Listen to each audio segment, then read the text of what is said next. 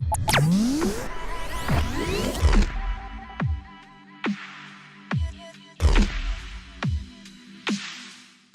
guys, Ash here, and recently we checked out the F3 Plus from Oppo here on C4eTech. Today we have the smaller Oppo F3 with us. In this video, let's unbox it and take a quick look. So here's the box that the F3 comes in. Opening it up, here's the F3 itself. Let's take it out of its protective plastic, peel the plastic off. There's a screen protector pre-applied here. We then have the SIM ejector tool. Just like with the F3 Plus, Oppo's included a silicone case here. Should help protect the F3 to an extent, at least provided better grip. It fits snug. We then have the regular booklets, a micro USB cable, a pair of regular earphones, not the in-ear model, and then there's a travel adapter. Note that this is not a VOC charger. Let's now get back to the F3. To the front, on top, we've got dual front-facing cameras, more on them in a bit, the earpiece, the sensors. That's followed by a 5.5-inch Full HD IPS LCD display.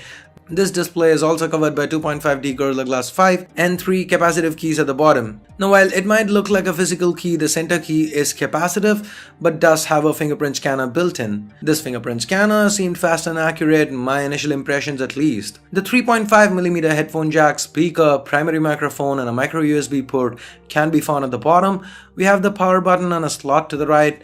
The tray here can take 2 SIM cards and a micro SD card. Nice. The volume rockers can be found to the left, and up top we just have a sole secondary noise cancelling microphone.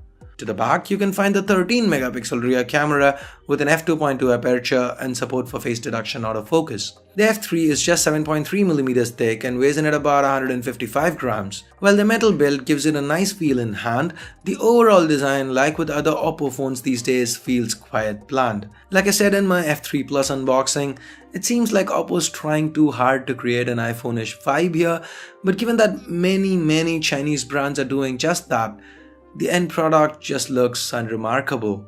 Anyway, underneath the hood, the F3 trades away the Snapdragon 653 from the F3 Plus for a MediaTek MT6750T chip instead.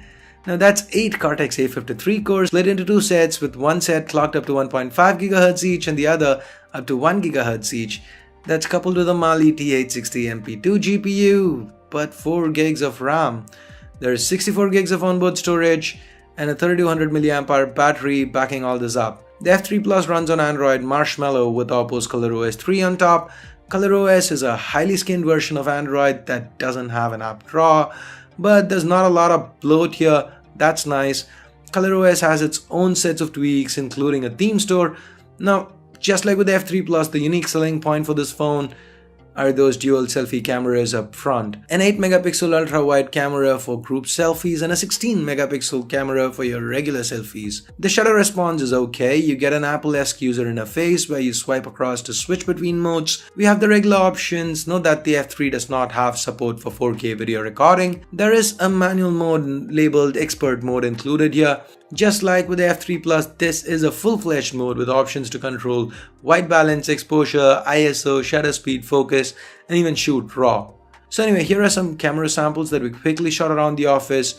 Once again, with the F3, Oppo seems to be targeting the selfie crowd, but even then, a price tag of 20,000 rupees for a phone with this MediaTek chip inside, it just feels extremely overpriced. At this price, there are much better alternatives out there that would outperform the F3 in almost every scenario, barring maybe selfies.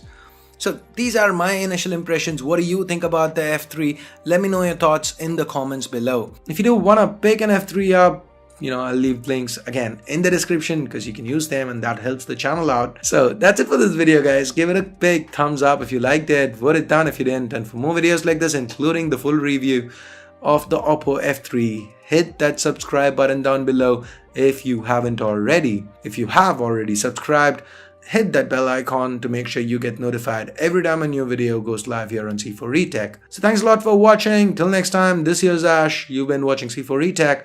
And I'm signing off for now. You guys have a great day. Bye-bye now.